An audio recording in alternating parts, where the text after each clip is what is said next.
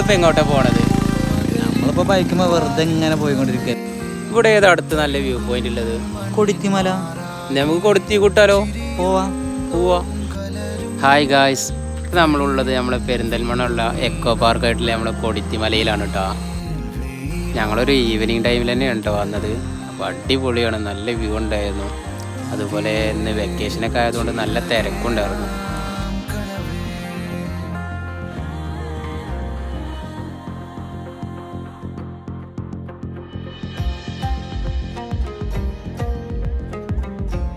ഞങ്ങൾ വന്നതൊരു evening time ആയതുകൊണ്ട് തന്നെ ഞങ്ങൾക്ക് നല്ല സൺസെറ്റും കിട്ടി.